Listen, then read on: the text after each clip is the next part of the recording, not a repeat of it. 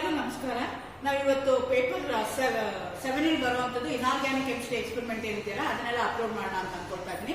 ನಿಮ್ಗೆ ಗೊತ್ತು ಪೇಪರ್ 6 ಅಲ್ಲಿ ನಿಮ್ಗೆ 2 ಪೇಪರ್ ಇರುತ್ತೆ, ಪೇಪರ್ 7 ಮತ್ತೆ ಪೇಪರ್ 8 ಅಂತ. ಪೇಪರ್ 7 ಅಲ್ಲಿ ಇನಾರ್ಗ್ಯಾನಿಕ್ ಕೆಮಿಸ್ಟ್ರಿ ಎಕ್ಸ್ಪೆರಿಮೆಂಟ್ಸ್ ಇರ್ತವೆ. ಸೊ ಅದು ಯಾವುದು ಅಂತಂದ್ರೆ ನಾನು ಇವತ್ತು estimation of zinc using EDT ಆ ಎಕ್ಸ್ಪೆರಿಮೆಂಟ್ ಮಾಡ್ತಾ ಇದ್ದೀನಿ. So measure 90% of the student will get this particular experiment. ಈ ಎಕ್ಸ್ಪೆರಿಮೆಂಟ್ 90 ಜನಕ್ಕೆ ಬರುತ್ತೆ. ಇದು ಹೇಗೆ ಮಾಡ್ತಾರೆ ಅಂತಂದ್ರೆ ಯೂಸಿಂಗ್ ಎಸ್ಟಿಮೇಷನ್ ಆಫ್ ಜಿಂಕ್, ನಿಮಗೆ ಜಿಂಕ್ ನ ಅನ್ನೋನ್ ಸೊಲ್ಯೂಷನ್ ಕೊಡ್ತಾರೆ. ಯೂಸಿಂಗ್ EDT ನೀವು ಏನ್ ಮಾಡ್ತಾರೆ, ಎಸ್ಟಿಮೇಷನ್ ಮಾಡಿ ಎಷ್ಟು ಜಿಂಕ್ ಪ್ರೆಸೆಂಟ್ ಇದೆ ಅಂತ ಐಡೆಂಟಿಫೈ ಮಾಡ್ತೀರಾ, ಡಿಟೆಕ್ಟ್ ಮಾಡ್ತೀರಾ. ಆ ಎಕ್ಸ್ಪೆರಿಮೆಂಟ್ ನಾನು ಇವತ್ತು ಮಾಡ್ತಾ ಇದ್ದೀನಿ. ಅಗೇನ್ ನಿಮ್ಗೆ ಆಲ್ರೆಡಿ ಗೊತ್ತಿದೆ, ನಿಮ್ಗೆ 35 ಮಾರ್ಕ್ಸ್ಗೆ ಎಕ್ಸಾಮ್ ಇರುತ್ತೆ.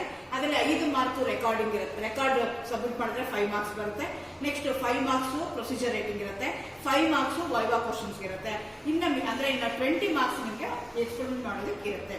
ಸೊ ಹಾಗೆ ಇಲ್ಲೂ ಏನಾಗುತ್ತೆ ಅಂದ್ರೆ 20 ಮಾರ್ಕ್ಸ್ ಇರುತ್ತೆ. ನಿಮ್ಗೆ ಯಾವ್ದು ಪರ್ಫಾರ್ಮಿಂಗ್ ಮಾಡ್ತಾ ಇರ್ತೀರಲ್ಲ ನೀವು, ಅದಕ್ಕೇನೆ ನಿಮ್ಗೆ ಏನಾಗುತ್ತೆ, ಅವರು ವೈವಾ ಕ್ವಶನ್ಸ್ ನ ಕೇಳ್ತಾರೆ. ಹಂಗಾಗಿ ನಿಮ್ಗೆ ಏನಾದ್ರು ಈ ಎಕ್ಸ್ಪೆರಿಮೆಂಟ್ ಪರ್ಫಾರ್ಮಿಂಗ್ ಅಂತ ಬಂತು ಅಂತಂದ್ರೆ ನೀವು ವೈವಾ ಕ್ವಶನ್ಸ್ ಗೆ ರೆಡಿ ಇರಬೇಕಾಗತ್ತೆ. ಸೊ ಇದ್ರ ಮೇಲೆ ನಿಮ್ಗೆ ವೈವಾ ಕ್ವಶನ್ಸ್ ಕೇಳ್ತಾರೆ.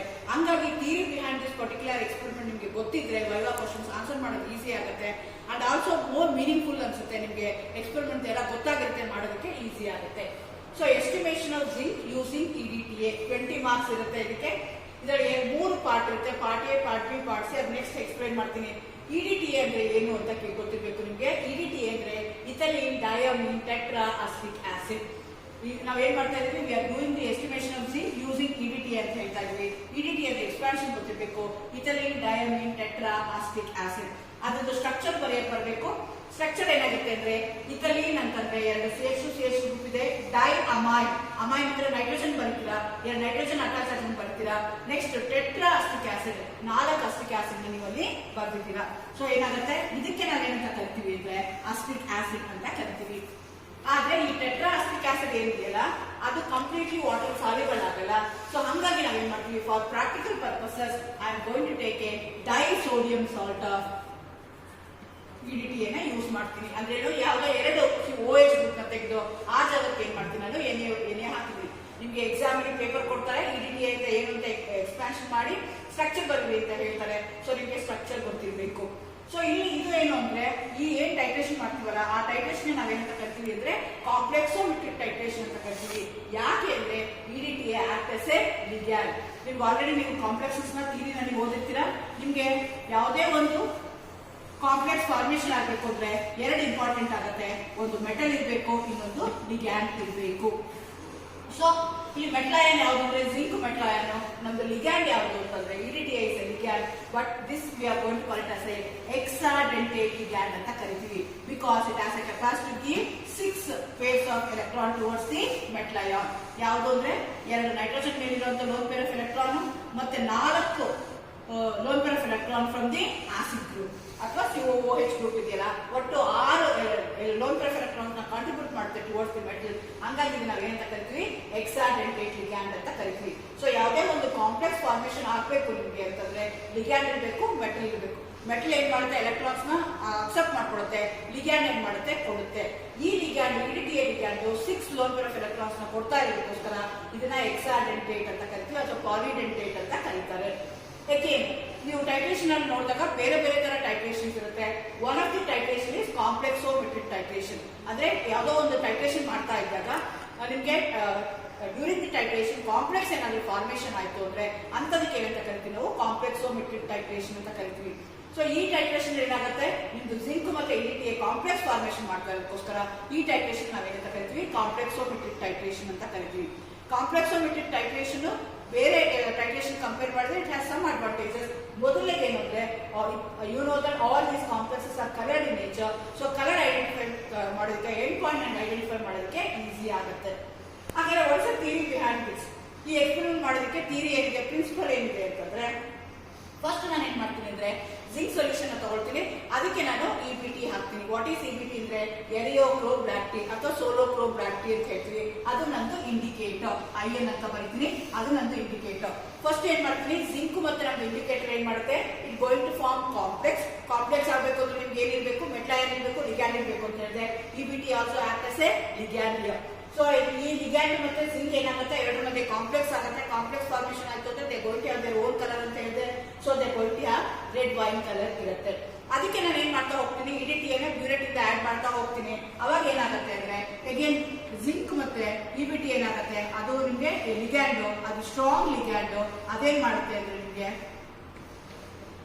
ಇಬಿಟಿನ ರಿಪ್ಲೇಸ್ ಮಾಡುತ್ತೆ. ಇಬಿಟಿ ಏನಿದೆಯಲ್ಲ ಅದು ವೀಕ್ ಲಿಗ್ಯಾಂಡ್ ಇದೆ, ಹಂಗಾಗಿ ಅದೇನ್ ಮಾಡುತ್ತೆ, ಸ್ಟ್ರಾಂಗ್ ಲಿಗ್ಯಾಂಡ್ ಏನ್ ಮಾಡುತ್ತೆ, ಇಬಿಟಿನ ಕಿಕ್ ಮಾಡಿ ಇಡಿಟಿ ಹೋಗಿ ಅಲ್ಲಿ ಕೂತ್ಕೊಳ್ಳುತ್ತೆ. ಸೊ ಅವಾಗ ಇಬಿಟಿ ಏನ್ ಮಾಡುತ್ತೆ, it will come out. EBT ಯಾವ ಕಲರ್ ಇರುತ್ತೆ ಅಂದ್ರೆ ಬ್ಲೂ ಕಲರ್ ಇರುತ್ತೆ. So that is the principle behind this particular titration. First we are going to have a complex between EBT, metal ion and the indicator. At the end point, indicator will be removed. That indicator will be wine red in color, blue in color.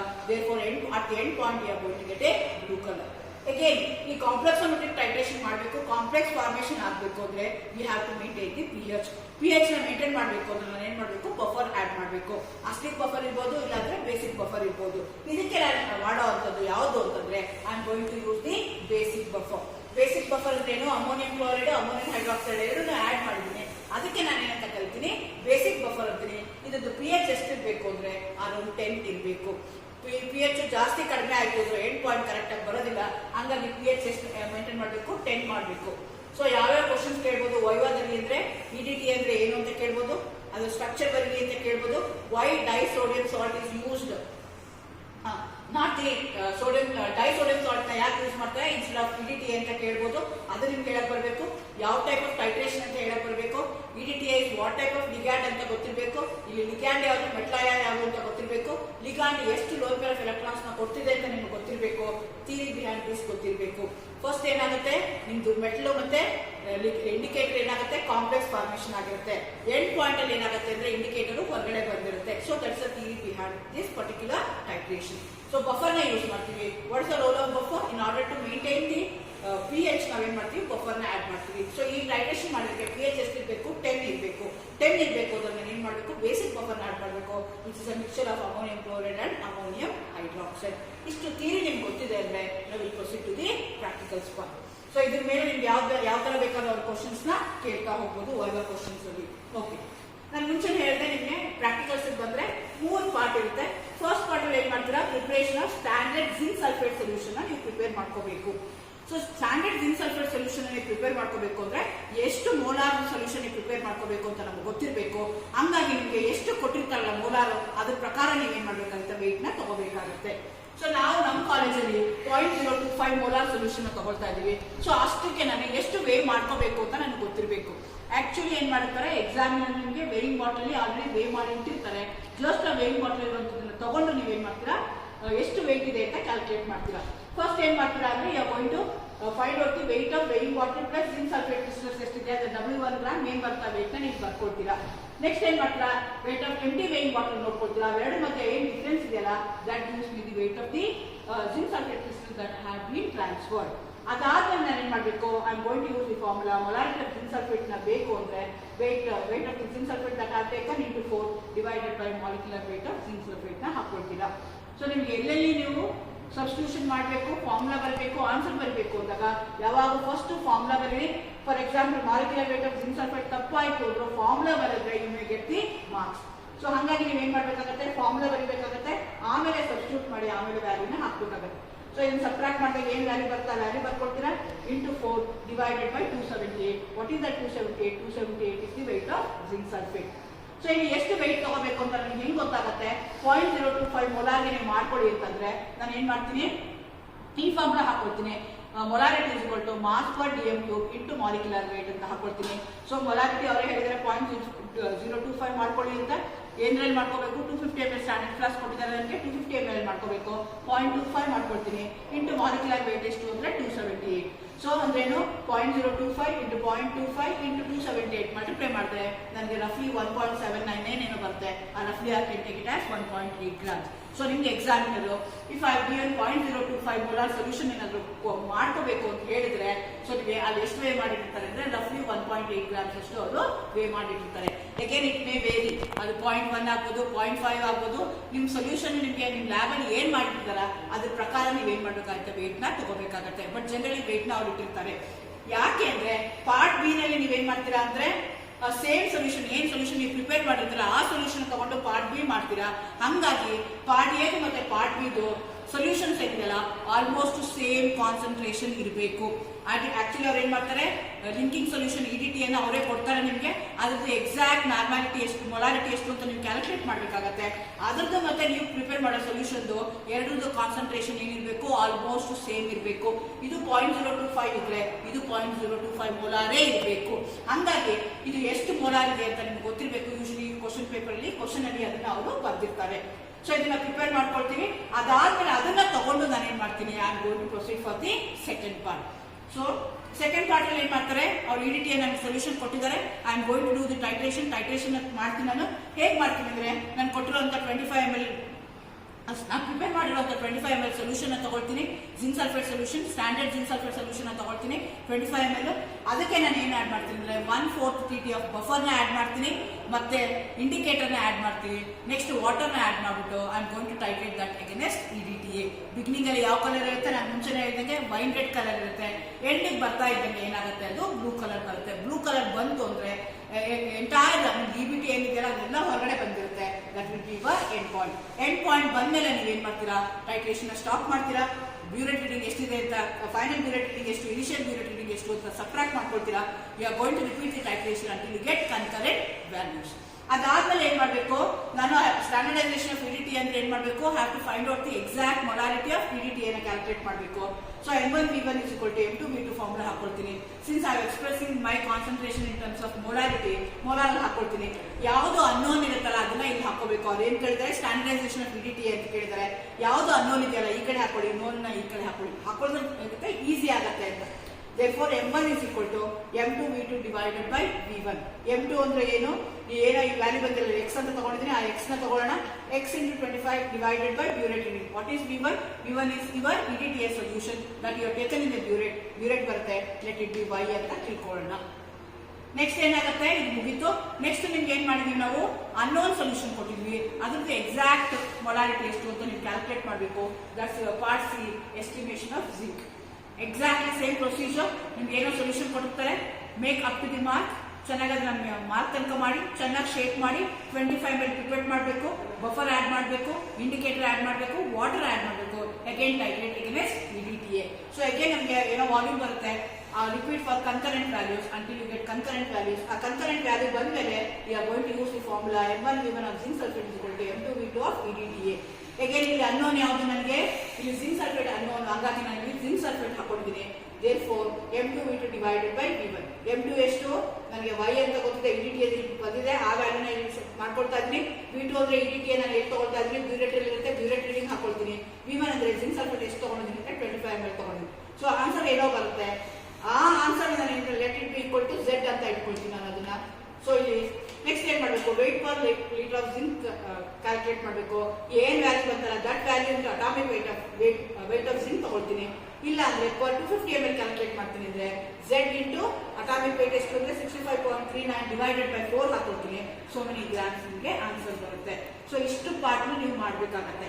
Marks ಹೇಗೆ distribution ಆಗಿರುತ್ತೆ ಅಂತಂದ್ರೆ, ನಿಮ್ಗೆ ನಾನು ಮುಂಚೆನೆ ಹೇಳಿದಂಗೆ 3 part ಇರುತ್ತೆ. First part standardisation ಪಾರ್ಟ್ಗೆ 7 marks ಇರುತ್ತೆ. ನೀವು ಬ್ಯೂರೆಟ್ ರೀಡಿಂಗ್ ಏನ್ ಬರುತ್ತಾ, ಆ ಎಕ್ಸಾಮಿನರು ಒಂದು ಬ್ಯೂರೆಟ್ ನ ರೀಡಿಂಗ್ ನ ತಗೊಳ್ತಾರೆ. ಅವ್ರದ್ದು ಮತ್ತೆ ನಿಮ್ದು ರೀಡಿಂಗ್ ಕೋಯಿನ್ಸೈಡ್ ಆಗ್ಬೇಕು. ಎಷ್ಟಿರುತ್ತೆ ಅಂದ್ರೆ ಅದಕ್ಕೆ 7 ಮಾರ್ಕ್ಸ್ ಇರುತ್ತೆ. ನೆಕ್ಸ್ಟ್ ಪಾರ್ಟ್ ಬಿ ಗೆ ನಿಮ್ಗೆ ಏನಿದೆಯಲ್ಲ ಅದು ಎಸ್ಟಿಮೇಷನ್ ಮಾಡ್ತಿರಲ್ಲ ಅದಕ್ಕೆ ನಿಮ್ಗೆ 9 ಮಾರ್ಕ್ಸ್ ಇರುತ್ತೆ. ನೆಕ್ಸ್ಟ್ ನಿಮ್ಗೆ ಕ್ಯಾಲ್ಕುಲೇಷನ್ಗೆ 4 ಮಾರ್ಕ್ಸ್ ಇರುತ್ತೆ. ಸೊ ಆಲ್ ಟುಗೆದರ್ ನಿಮ್ಗೆ ಎಷ್ಟು ಮಾರ್ಕ್ಸ್ ಇರುತ್ತೆ, 20 ಮಾರ್ಕ್ಸ್ ಎಕ್ಸ್ಪೆರಿಮೆಂಟ್ ಇರುತ್ತೆ. ಪಾರ್ಟ್ ಎಗೆ ಸ್ಟ್ಯಾಂಡರ್ಡೈಸೇಷನ್ ಮಾಡ್ಕೊಂಡು ನೀವು ಪಾರ್ಟ್ ಬಿ ನ ಎಸ್ಟಿಮೇಷನ್ ಮಾಡ್ತೀರಾ, ಹಂಗಾಗಿ ಅದಕ್ಕೆ ಎಷ್ಟು ಮಾರ್ಕ್ಸ್ ಇರುತ್ತೆ, 7 ಮಾರ್ಕ್ಸ್ ಇರುತ್ತೆ. ಪಾರ್ಟ್ ಸಿ ಗೆ ನಿಮಗೆ 9 ಮಾರ್ಕ್ಸ್ ಇರುತ್ತೆ, ಕ್ಯಾಲ್ಕುಲೇಷನ್ಗೆ 4 ಮಾರ್ಕ್ಸ್ ಇರುತ್ತೆ. ಆ 4 ಮಾರ್ಕ್ಸ್ ಹೇಗೆ ಕೊಡ್ತಾರೆ ಅಂದ್ರೆ, ಇದಕ್ಕೆ 1 mark calculation of molarity zinc sulphate standard solution ಮಾಡಿರ್ತೀರಾ ಅದಕ್ಕೆ 1 ಮಾರ್ಕ್ ಕೊಡ್ತಾರೆ. ನೆಕ್ಸ್ಟ್ ಇದಕ್ಕೆ ಇಲ್ಲಿ ನೀವು ಕರೆಕ್ಟ್ ಆಗಿ ವ್ಯಾಲ್ಯೂ ಹಾಕೊಂಡು ಕ್ಯಾಲ್ಕುಲೇಟ್ ಮಾಡಿದ್ರೆ ಇದಕ್ಕೆ 1 ಮಾರ್ಕ್ ಇರುತ್ತೆ. ನೆಕ್ಸ್ಟ್ ಇದಕ್ಕೆ 1 ಮಾರ್ಕ್ ಇರುತ್ತೆ. Next weight for 250 centimetre cube ನ ಕ್ಯಾಲ್ಕುಲೇಟ್ ಮಾಡ್ತಾರೆ ಅದಕ್ಕೆ 1 ಮಾರ್ಕ್ ಇರುತ್ತೆ. ಈ ತರ 4 ಮಾರ್ಕ್ ನ ಅವ್ರು ಡಿವೈಡ್ ಮಾಡ್ತಾರೆ. 1 ಮಾರ್ಕ್ ಪ್ರಿಪರೇಷನ್ ಆಫ್ ಸ್ಟ್ಯಾಂಡರ್ಡ್ ಸೊಲ್ಯೂಷನ್ಗೆ 1 ಮಾರ್ಕ್ ಕೊಡ್ತಾರೆ. ಇನ್ನೊಂದು ಮಾರ್ಕ್ ಸ್ಟ್ಯಾಂಡರ್ಡೈಸೇಷನ್ ಪಾರ್ಟ್ಗೆ 1 ಮಾರ್ಕ್ ಇರುತ್ತೆ, ಕ್ಯಾಲ್ಕುಲೇಷನ್ಗೆ, ಎಸ್ಟಿಮೇಷನ್ಗೆ 1 mark. Next weight for 250 same cube calculate ಮಾಡ್ತಿರಲ್ಲ ಅದಕ್ಕೆ 1 ಮಾರ್ಕ್ ಇರುತ್ತೆ. ಈ ತರ 20 ಮಾರ್ಕ್ಸ್ ಅವರು ಡಿವೈಡ್ ಮಾಡಿರ್ತಾರೆ. ಸೊ ಈಗ ನಾವೇನ್ ಮಾಡೋಣ ಅಂತಂದ್ರೆ ವೇ ಮಾಡೋಣ ಪಾರ್ಟ್ ಎಲ್ಲಿ ಹೇಗಿದೆ ಅಂತ. ಆಕ್ಚುಲಿ ಏನ್ ಮಾಡಿದ್ದಾರೆ, ಎಕ್ಸಾಮಿನರು ಈ ತರ ವೇಯಿಂಗ್ ನಿಮ್ಗೆ ಕೊಟ್ಟಿದ್ದಾರೆ ಆಲ್ರೆಡಿ. ಈ ತರ ವೇಯಿಂಗ್ ಬಾಟ್ಲ್ ನಿಮ್ಗೆ ಏನ್ ಮಾಡಿರ್ತಾರೆ ಕೊಟ್ಟಿರ್ತಾರೆ. ಅದನ್ನ ನಾನು ಏನ್ ಮಾಡ್ಬೇಕು ಅಂತಂದ್ರೆ ಸ್ಟಾರ್ಟ್ ಮಾಡ್ಕೋಬೇಕು ನನ್ನ ಬ್ಯಾಲೆನ್ಸ್ ನ. 0 ಮಾಡ್ಕೋಬೇಕು, ನಲಿಫೈ ಮಾಡ್ಕೋಬೇಕು. ಸೊ ಅದನ್ನ ಎಷ್ಟಿದೆ ಅಂತ ವೆಯ್ಟ್ನ ನಾನು ನೋಡ್ಕೋಬೇಕು. ಸೊ ವೆಯ್ಟ್ ಎಷ್ಟು ಬಂತು ಅಂದರೆ 7.14 ಗ್ರಾಮ್ ಬಂತು. ಅದನ್ನು ನಾನು ಏನು ಮಾಡ್ತೀನಿ ಇವಾಗ ಅಂದರೆ ಈ ಥರ ಫ್ಲಾಸ್ಕ್ಗೆ ಟ್ರಾನ್ಸ್ಫರ್ ಮಾಡ್ಕೊಳ್ತೀನಿ. Again when you do this, ಎರಡು ಥರ ಸ್ಟ್ಯಾಂಡರ್ಡ್ ಸೊಲ್ಯೂಷನ್ ನಾನು ಟ್ರಾನ್ಸ್ಫರ್ ಮಾಡ್ಕೋಬಹುದು. ಒಂದು ನನಗೆ ಬೀಕರ್ಗೆ ತಗೊಂಡು ಗ್ಲಾಸ್ ರಾಡ್ನ ಯೂಸ್ ಮಾಡಿಕೊಂಡು ಅದನ್ನ ಸ್ಟೋರ್ ಮಾಡಿ ಸೊಲ್ಯೂಷನ್ ಮಾಡಿ ಹಾಕ್ಬೋದು, ಇಲ್ಲ ಅಂದರೆ ಡೈರೆಕ್ಟಾಗಿ ಈ ಥರ ಹಾಕ್ಬೋದು. But I prefer to pour directly. ಎರಡು ರೀಸನು, ಒಂದು ಎಲ್ಲರಿಗೂ ಕೊಡೋಷ್ಟು ಬೀಕರ್ಗಳು ಇರಬೇಕಾಗತ್ತೆ, ಇಲ್ಲ ಎರಡನೇದು ಏನು ಅಂದರೆ ನಾವು ಬೀಕರಿಂದ ಹಾಕ್ಬೇಕಾದ್ರೆ ಸೊ ಎರರ್ ಆಗುವಂಥದ್ದು ಜಾಸ್ತಿ ಆಗುತ್ತೆ. ಟ್ರಾನ್ಸ್ಫರ್ ಮಾಡ್ಬೇಕಾದ್ರೆ ಒಂದು ಕ್ರಿಸ್ಟಲ್ ಆ ಕಡೆ ಈ ಕಡೆ ಹೋಯ್ತು, ಅಥವಾ ಸೊಲ್ಯೂಷನ್ ಮಾಡಿ ನೀವು ಹಾಕ್ಬೇಕಾದ್ರೆ ಕರೆಕ್ಟಾಗಿ ಹಾಕಲಿಲ್ಲ ಅಂದರೆ ಪ್ರಾಬ್ಲಮ್ ಆಗುತ್ತೆ. ಹಂಗಾಗಿ I prefer to pour directly like this. So ಅದಕ್ಕೆ ಏನು ಮಾಡ್ತೀನಿ ನಾನು, ಬಿಫೋರ್ ಆ್ಯಡಿಂಗ್ ವಾಟರ್ ಏನು ಮಾಡಬೇಕು, 1 or 2 drops of concentrated sulphuric ಆ್ಯಸಿಡ್ನ ಹಾಕ್ತೀನಿ. ಹಾಕ್ಬಿಟ್ಟು ನಾನೇನು ಮಾಡಬೇಕು, ವಾಟರ್ ಹಾಕಿ I am going to make up up to the mark. So ಹಿಂಗೆ ಮಾಡ್ಬೇಕಾದ್ರೆ ಸ್ವಲ್ಪ ಲಿಫ್ಟ್ ಮಾಡ್ಕೊಳ್ಳಿ, ಈ ಥರ ಈಸಿಯಾಗಿ ಹೋಗುತ್ತೆ. ಅವಾಗ each and every corner of your funnel ಅದರಲ್ಲೇನಾದ್ರು ಕ್ರಿಸ್ಟಲ್ಸ್ ಏನಾದರೂ ಇತ್ತು ಅಂತಂದರೆ ಜಿಂಕ್ ಸಲ್ಫೇಟು ಎಲ್ಲ ಟ್ರಾನ್ಸ್ಫರ್ ಆಗಬೇಕು. ಹಾಗಾಗಿ ಈಚ್ ಆ್ಯಂಡ್ ಎವ್ರಿ ಪಾರ್ಟ್ಗೆ ನೀವು ಹಾಕಿ. ಈವನ್ ಈ ನಾಜಲ್ ಪಾರ್ಟ್ ಇರುತ್ತಲ್ಲ ಅದರಲ್ಲೂ ಇದೆಯಾ ಅಂತ ನೋಡಿಕೊಂಡು ಅದನ್ನು ನೀವೇನು ಮಾಡಬೇಕಾಗತ್ತೆ, ಟ್ರಾನ್ಸ್ಫರ್ ಮಾಡಬೇಕಾಗತ್ತೆ. ಅದಾದ್ಮೇಲೆ ಏನು ಮಾಡಬೇಕು ಅಂತಂದರೆ, ಯಾವುದೇ ಕಾರಣಕ್ಕೂ ಇದು ಫುಲ್ಲು ಮುಗಿಯೋ ತನಕ ಸ್ಟಾಪರ್ ಹಾಕಿ ಚೆನ್ನಾಗಿ ಶೇಕ್ ಮಾಡೋಂಗಿಲ್ಲ.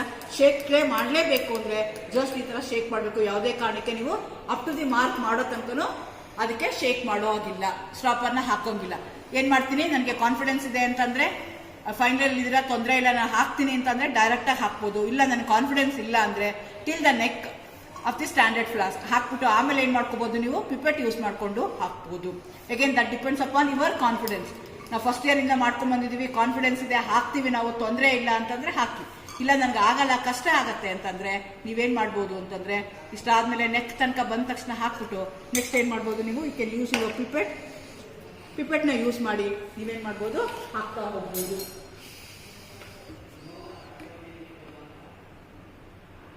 ಪಿಪೆಟಲ್ಲಿ ತೊಗೊಂಡಿದ್ದೀನಿ, ಪಿಪೆಟ್ ಎಲ್ಲ ವಾಶ್ ಆಗಿದೆ. I take to my eye level, ನಾನು ಐ ಲೆವೆಲ್ಗೆ ತೊಗೊಳ್ತೀನಿ. ತೊಗೊಂಡು ಏನು ಮಾಡ್ತೀನಿ, ಸ್ಲೋಲಿ ನಾನು ಏನು ಮಾಡ್ತಾ ಹೋಗ್ತೀನಿ, ವಾಟರ್ನ ಹಾಕ್ತಾ ಹೋಗ್ತೀನಿ till that mark. Since it's a colourless liquid, so ನನಗೆ lower minister should coincide with that particular mark. So you should have lot of patience. ಏನಾಗುತ್ತೆ ಅಂದರೆ ಎಕ್ಸಾಮಿನರ್ ವೇ ಮಾಡಿ ಕೊಟ್ಟಿರ್ತಾರೆ, ಮತ್ತೆ ಮತ್ತೆ ಕೇಳಿದ್ರೆ ಅವ್ರು ಕೊಡೋದಿಲ್ಲ. ಹಾಗಾಗಿ ನೀವು ಮೇಕಪ್ ಮಾಡ್ಬೇಕಾದ್ರೆ ಆ ಕಡೆ ಈ ಕಡೆ ಎಲ್ಲೂ ನೋಡ್ದಲೆ ಕೇರ್ಫುಲ್ ಆಗಿ ನೀವು ಮೇಕಪ್ನ ಮಾಡಬೇಕಾಗುತ್ತೆ.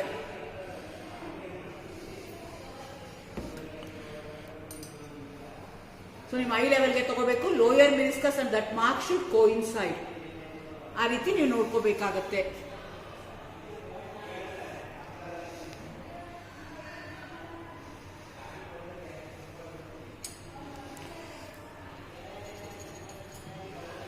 ಸೊ ಆದ್ಮೇಲೆ ಏನು ಮಾಡ್ತೀನಿ, ನಾನು ಸ್ಟಾಪ್ ಹಾಕ್ತೀನಿ. ನೆಕ್ಸ್ಟ್ ಏನು ಮಾಡ್ತೀನಿ, I am going to shake like this. This the way I am going to prepare my standard solution. ಏನು ಪ್ರಿಕಾಷನ್ ತಗೋಬೇಕು, ವೆಯ್ಟ್ನ ಕರೆಕ್ಟಾಗಿ ತಗೋಬೇಕು, ರೆಕಾರ್ಡ್ ಮಾಡ್ಕೋಬೇಕು. ಇಮಿಡಿಯೇಟ್ಲಿ ನೀವು ಹಾಕಿದ ತಕ್ಷಣ ಏನು ಮಾಡಬೇಕು, ಎಂಟಿ ವೆಯ್ಟ್ನ ತಗೋಬೇಕು. ಯಾಕಂದರೆ ಎಲ್ಲ ವೇಯಿಂಗ್ ಬಾಟ್ಲ್ಗಳು ಒಂದೇ ಥರ ಇರುತ್ತೆ. ವೆಯ್ಟ್ ಏನಾದ್ರು ಸ್ವಲ್ಪ ವ್ಯತ್ಯಾಸ ಆಯಿತು ಅಂತಂದ್ರೆ ನಿಮಗೆ ಪ್ರಾಬ್ಲಮ್ ಆಗುತ್ತೆ. Immediately you have to go with balance ಎಲ್ಲಿರ್ತಾರೆ ಅಲ್ಲಿ ಏನು ಮಾಡಬೇಕು, ಫನಲ್ಲು ಮತ್ತು ಪುಸ್ತಕ ಪೇಪರ್ ಏನಿತ್ತು ತೊಗೊಂಡು ಹೋಗಬೇಕು, ಇಮಿಡಿಯೇಟ್ಲಿ ಬರ್ಕೋಬೇಕು. ಎರಡೂ ವೆಯ್ಟು ತೊಗೊಂಡು ನೀವೇನು ಮಾಡಬೇಕು, you should come back to your table, then you make up your solution. ಇದು ಒನ್ ಪಾರ್ಟ್ ಆಯಿತು. This is the first part, I prepare the standard solution. ಈಗ ಈ ಸೊಲ್ಯೂಷನ್ ತೊಗೊಂಡು ನಾನು ಏನು ಮಾಡ್ತೀನಿ ಅಂದರೆ, I am going to prepare out 25 ml of this and I am going to titrate against EDTA solution. EDTA ನಾನು ಎಲ್ಲಿ ತೊಗೊಂಡಿರ್ತೀನಿ ಅಂದರೆ ಬ್ಯೂರೆಟಲ್ಲಿ ತೊಗೊಂಡಿರ್ತೀನಿ. Before you start your experiment, you are going to wash all the apparatus with water, then you are going to wash rinse with corresponding solution. So ನಾನು EDTA already fill ಮಾಡಿದ್ದೀನಿ, rinse ಮಾಡಿ ಅದಕ್ಕೆ ಬ್ಯೂರೆಟ್ಗೆ ಫಿಲ್ ಮಾಡಿದ್ದೀನಿ.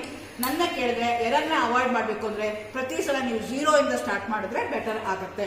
So next ಏನು ಮಾಡ್ತೀನಿ ನಾನು, before you start your experiment, ಈ standard solution ಏನು ಪ್ರಿಪೇರ್ ಮಾಡಿದಿರಲ್ಲ ಆ ಸೊಲ್ಯೂಷನ್ನ ನೀವೇನು ಮಾಡಬೇಕಾಗತ್ತೆ, ಈ ರೀತಿ ಶೇಕ್ ಮಾಡಿಕೊಡಿ. ಶೇಕ್ ಮಾಡಿದ್ಮೇಲೆ ನೀವೇನು ಮಾಡಬೇಕಾಗತ್ತೆ, ಪಿಪೆಟ್ ಮಾಡಬೇಕಾಗತ್ತೆ.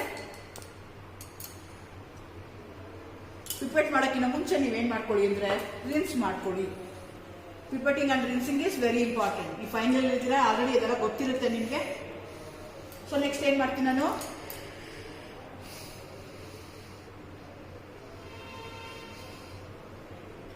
$25 ml ಮಾಡ್ಕೊಳ್ತೀನಿ. Again that mark again I take to eye level. ನಾನು ಐ ಲೆವೆಲ್ ತೊಗೊಳ್ತೀನಿ, ಎಲ್ಲಿ ಲೈಟ್ ಇದೆಯೋ ಅಲ್ಲಿ ನಾನು ಕನ್ವೀನಿಯನ್ಸ್ ಪ್ರಕಾರ ತೊಗೊಳ್ತೀನಿ.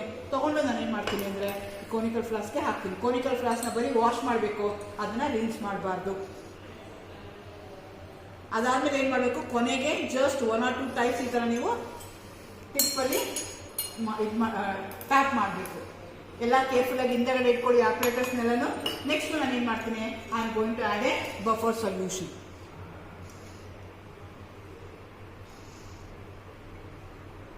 1/4 TT ಆಫ್ ಬಫರ್ ಸೊಲ್ಯೂಷನ್ ಹಾಕೋಬೇಕು. ಅದಕ್ಕೆ ನಾನು ಏನು ಮಾಡ್ತೀನಿ ಅಂದರೆ ಇಂಡಿಕೇಟರ್ ಹಾಕ್ಕೊಳ್ತೀನಿ. ಈಗೇನು ಇಂಡಿಕೇಟರ್ ಏನಾಗಿರ್ಬೋದು ಅಂತಂದರೆ ನಿಮಗೆ ಸೊಲ್ಯೂಷನ್ ಮಾಡಿ ಕೊಡ್ಬೋದು, ಇಲ್ಲ ಅಂದರೆ ಸಾಲ್ಟ್ನೇ ಕೊಡ್ಬೋದು. ಸೊ ಸಾಲ್ಟ್ ಬೇಕಾದ್ರೆ ಹಾಕ್ಬೋದು, ಇದು ಎರಿಯೋಕ್ರೋಮ್ ಬ್ಲ್ಯಾಕ್ ಟೀ ಆಗ್ಬೋದು, ಇಲ್ಲ ಅಂತಂದರೆ ನಿಮಗೆ ಸೋಲೋಕ್ರೋಮ್ ಬ್ಲ್ಯಾಕ್ ಟೀನು ಯೂಸ್ ಮಾಡ್ಕೋಬೋದು.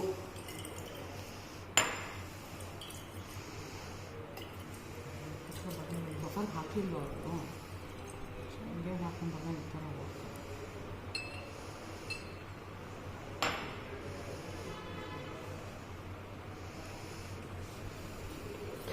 ಸೊ ಬಫರ್ ನೀವು ಕರೆಕ್ಟಾಗಿ ಮಾಡ್ಕೋಬೇಕಾಗತ್ತೆ. ಅದು pH 10 ಇರಬೇಕಾಗತ್ತೆ. ಸೊ ಬಫರ್ ಹಾಕಿದಾಗ ನಿಮ್ಗೆ ಏನಾಯಿತು, ಈ ಥರ ನಿಮಗೆ ವೈನ್ ರೆಡ್ ಕಲರ್ ಬಂತು. ಸೊ ಇದನ್ನ ಏನು ಮಾಡ್ತೀನಿ ಅಂದರೆ ಸ್ವಲ್ಪ ವಾಟರ್ ಹಾಕೊಳ್ತೀನಿ, ಯಾಕೆಂದರೆ ಕಲರ್ ಡೈಲ್ಯೂಟ್ ಆಗಲಿ ಅಂತ, ಎಂಡ್ ಪಾಯಿಂಟ್ ಕಾಣಿಸ್ಲಿ ಅಂತ. It doesn't have any role in the titration. Just colour ಚೆನ್ನಾಗಿ ಕಾಣಲಿ ಅಂತ ನಾನು ಒಂದು 2 ml ಅಷ್ಟು 2 ಟೆಸ್ಟ್ ಟ್ಯೂಬ್ ಅಷ್ಟು ವಾಟರ್ನ ಹಾಕೊಳ್ತೀನಿ. I am going to titrate this against EDTA until I get a blue color. Blue colour ಯಾಕೆ ಬರುತ್ತೆ ಅಂದರೆ ಫಸ್ಟ್ ಏನು ಕಾಂಪ್ಲೆಕ್ಸ್ ಆಗಿದೆ, ಜಿಂಕ್ ಮತ್ತು EBT ಕಾಂಪ್ಲೆಕ್ಸ್ ಆಗಿದೆ. EDT ಹಾಕ್ತಾ ಹೋಗ್ತಾ ಇದ್ದಂಗೆ ಏನಾಗುತ್ತೆ ಅಂದರೆ EDT ಏನು ಮಾಡ್ತಾ ಹೋಗುತ್ತೆ, ಕಾಂಪ್ಲೆಕ್ಸ್ ಫಾರ್ಮೇಷನ್ ಆಗ್ತಾ ಹೋಗುತ್ತೆ, ಬ್ಲೂ ಕಲರ್ ಬರುತ್ತೆ. So you are going to wind up the titration till it becomes blue colour. First titration value ಯಾವಾಗೂ ಏನಾಗಿರುತ್ತೆ ನಿಮಗೆ ಜಾಸ್ತಿ ಇರುತ್ತೆ, ಯಾಕೆಂದರೆ ಗೊತ್ತಿರಲ್ಲ ಅದು ನಿಮಗೆ ಫೈನಲ್ಲೇ ಇರುತ್ತೆ. ಹಾಗಾಗಿ ನೀವೇನು ಮಾಡಬೇಕಾಗತ್ತೆ ಅಂತಂದರೆ ಕೇರ್ಫುಲ್ಲಾಗಿ ನೀವು ಮಾಡಬೇಕಾಗತ್ತೆ. ಸೊ ಅದಾದಮೇಲೆ ನಿಮಗೆ ಎಷ್ಟೋ ಬ್ಯೂರೇಟ್ ರೀಡಿಂಗ್ ಬರುತ್ತೆ. ಬ್ಯೂರೇಟ್ ರೀಡಿಂಗ್ ಏನು ಮಾಡ್ಕೊಳ್ತೀರಾ, ನೀವು ನೋಟ್ ಮಾಡ್ಕೊಳ್ತೀರಾ. You are going to repeat the titration until you get concurrent values.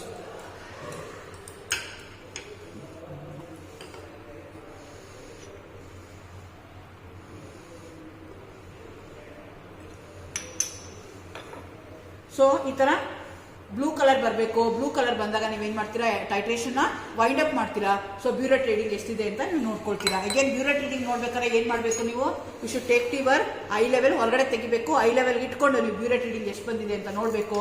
Same titration ನೀವೇನು ಮಾಡಬೇಕಾಗತ್ತೆ, ರಿಪೀಟ್ ಮಾಡಬೇಕಾಗತ್ತೆ.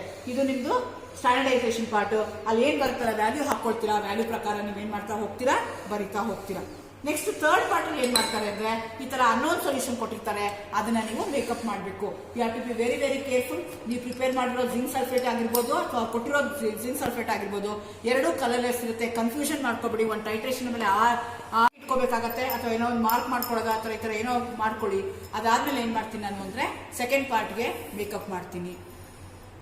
ಅಗೇನ್ ಮೇಕಪ್ ಮಾಡ್ಬೇಕಾದ್ರೆ you have to take all the precautions. ಏನೇನು ಪ್ರಿಕಾಷನ್ಸ್ ಇದೆಯಲ್ಲ ಅದೆಲ್ಲ ಪ್ರಿಕಾಷನ್ಸ್ ತೊಗೋಬೇಕಾಗತ್ತೆ. ಮತ್ತೆ ಕೇಳಿದ್ರೆ ಅವ್ರು ಕೊಡೋದಿಲ್ಲ.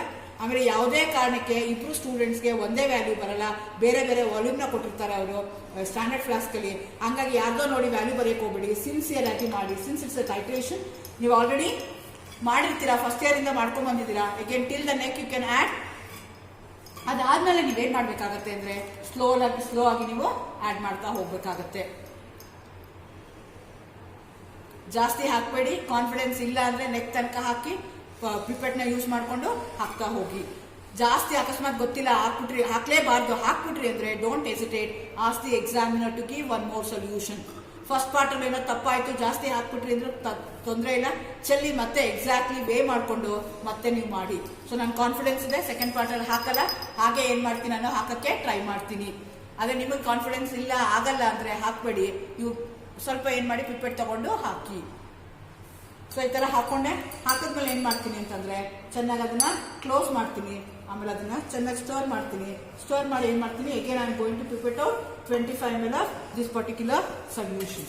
ಸೇಮ್ ಇದನ್ನೇ ಪ್ರೊಸೀಜರನ್ನೇ ಮತ್ತೆ ರಿಪೀಟ್ ಮಾಡ್ತೀನಿ. ಅವಾಗ ನನಗೆ ಏನಾಗುತ್ತೆ ಅಂತ ನೋಡ್ತಾ ಹೋಗೋಣ. ಅಗೇನ್ ಏನು ಪಿಪೆಟ್ ಮಾಡ್ತೀನಿ, 25 ml of the standard unknown solution ಕೊಟ್ಟಿರ್ತಲ್ಲ ಅದನ್ನು ಪಿಪೆಟ್ ಮಾಡ್ಕೊಳ್ತೀನಿ. ಕೈ ಡ್ರೈ ಆಗಿರಬೇಕು, ಅವಾಗಷ್ಟೇ ನೀವು ಇಟ್ಕೊಳ್ಳೋಕೆ ಸಾಧ್ಯ ಆಗುತ್ತೆ.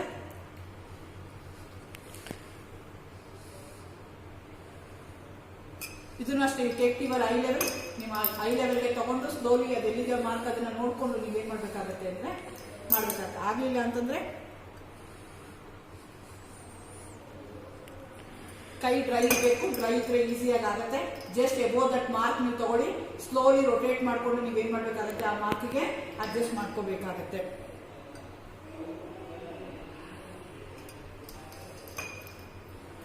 ಟೈಟಾಗಿ ಇಟ್ಕೊಳ್ಳಿ. Always you are going to use your forefinger ಇಟ್ಕೊಂಡು ನೀವೇನ್ ಮಾಡ್ಬೇಕಾಗತ್ತೆ ಅದನ್ನ ಟ್ರಾನ್ಸ್ಫರ್ ಮಾಡ್ಬೇಕಾಗತ್ತೆ. ತಮ್ ಯೂಸ್ ಮಾಡಬಾರ್ದು, 4 ಫಿಂಗರೇ ಯೂಸ್ ಮಾಡಬೇಕು.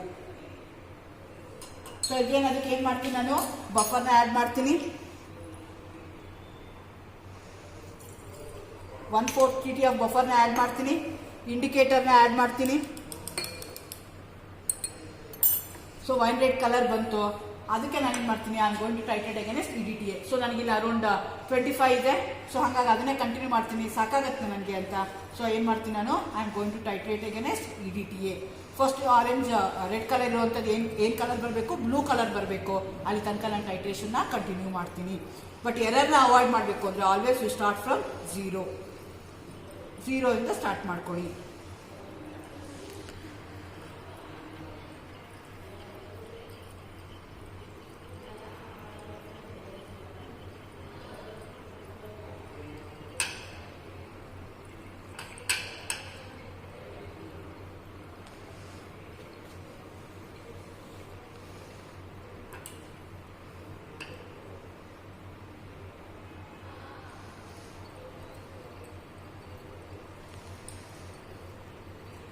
ಸೊ ಬ್ಲೂ ಕಲರ್ ಬರೋ ತನಕ ನೀವೇನು ಮಾಡ್ತೀರಾ, ಟೈಟ್ರೇಷನ್ನ ರಿಪೀಟ್ ಮಾಡ್ತೀರಾ. ಬ್ಲೂ ಕಲರ್ ಬಂದ ತಕ್ಷಣ ಏನು ಮಾಡ್ತೀರಾ, ಟೈಟ್ರೇಷನ್ನ ನಿಲ್ಲಿಸ್ತೀರಾ ನೀವು. ಸೊ ಇದು ಫುಲ್ ಆಯಿತು. 50 ಆದಮೇಲೆ ಮತ್ತೆ ಹಾಕೊಳ್ತಾ ಇದ್ದೀನಿ ನಾನು EDTA ಇಲ್ಲ ಬಂದು. So this is your end point. ಹೇಗೆ ನೀವೇನು ಮಾಡ್ಕೋಬೇಕಾಗತ್ತೆ, ತೆಗಿಬೇಕಾಗತ್ತೆ. ಅರೌಂಡ್ 50 ನಂಗೆ ಬಂತು ಎಕ್ಸಾಕ್ಟ್ಲಿ. ಸೊ ಡಿಫ್ರೆನ್ಸ್ ಏನಿದ್ರೆ ತಗೊಳ್ತೀರಾ, ಇದನ್ನ ನೀವೇನು ಮಾಡ್ತೀರಾ, ರಿಪೀಟ್ ಮಾಡ್ತೀರಾ until you get concurrent values. So mistake ಎಲ್ಲ ಆಗ್ಬೋದು ಅಂತಂದ್ರೆ ವ್ಯೂ ರೇಟ್ ಸರಿಯಾಗಿ ಓದಬೇಕಾಗತ್ತೆ. From you have to read from the top. Next solution prepare ಮಾಡ್ಕೋಬೇಕಾದ್ರೆ each and every crystal you are going to transfer it properly. Next ನೀವೇನು ಮಾಡ್ತೀರಾ ಅಂದರೆ ಬಫರು ಮತ್ತು ಇಂಡಿಕೇಟರ್ನ ಹಾಕ್ತೀರಾ. ಮೇಕಪ್ ಮಾಡಿದಾಗ ಎಕ್ಸಾಕ್ಟ್ಲಿ ಆ ಮಾರ್ಕ್ ಎಲ್ಲಿರ್ತಾರ ಮಾರ್ಕ್ ತನಕ ನೀವು ಹಾಕ್ಕೊಂಡು ಮಾಡಿದ್ರೆ ಈಸಿಯಾಗಿ ನೀವು ಮಾರ್ಕ್ಸ್ನ ತಗೋಬಹುದು. All the best. Thank you.